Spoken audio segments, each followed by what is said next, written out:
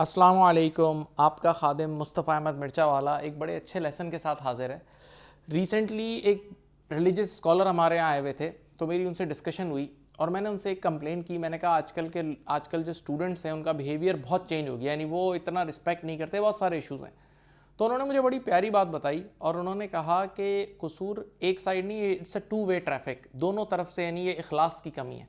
और फिर मुझे लास्ट सेंचुरी का यानी करीब का ही एक किस्सा सुनाया किसी मदरसे का, और सीखने वाला किस्सा है तो मैं शेयर करूंगा। बहरहाल नाम नहीं लूंगा, ना नाम मुझे पता है, लेकिन लेसन हम बहुत अच्छा है।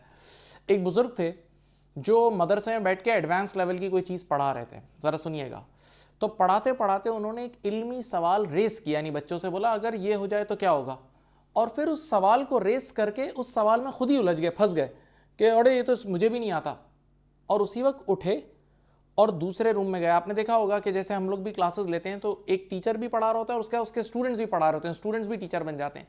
तो साथ वाले रूम में उनका एक स्टूडेंट थे जो टीचर बन चुके थे।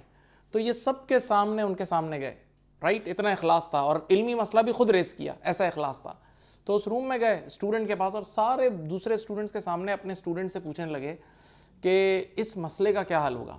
अब ज़रा सोचें, हमारे जैसा तालिब इल्म होता तो वो क्या करता, वो तो यूँ चौड़ा हो जाता कि यार मेरा टीचर मुझसे पूछने आया है, और किस स्टाइल में जवाब देता, सर मेरी नज़र में तो ये, मेरी नज़र।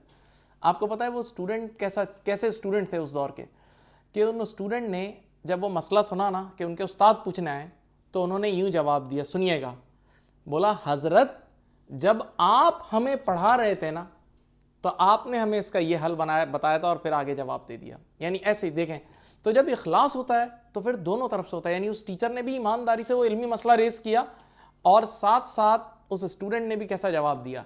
तो we have a great rich Islamic history, अगर हम उससे सीखें तो बहुत सीखने को मिलता है। जबकि आज अगर आप रियलिटी में हमारे माहौल देखें तो लोग सलाम दुआ तक, स्टूडेंट सलाम तक नहीं करते। यानी ये तो बहुत कॉमन हो गया है कि टीचर के सामने स्मोकिंग हो रही है, और यही वजह है कि चीज़ों में दबाव नहीं है। यानी जिस ऑब्जेक्टिव से चीज़ें स्टार्ट करते हैं स्टूडेंट, वो कंप्लीट नहीं हो पाती। आप चाहे हमारी इंडस्ट्री में देख लें, ON लेवल्स किसी में देख लें, इनफ्लो जिस हिसाब से बच्चे का होता है उस हिसाब से आउटफ्लो नहीं होता।